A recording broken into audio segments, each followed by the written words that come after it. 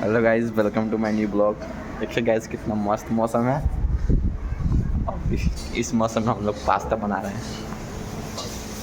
देखिए पास्ता बन रहा है, हम लोग मस्त मौसम में मस्त पास्ता खाएंगे।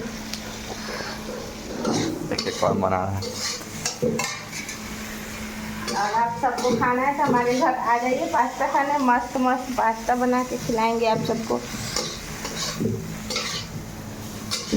गाइस देखिए हमारा पास्ता फाइनली बन चुका है।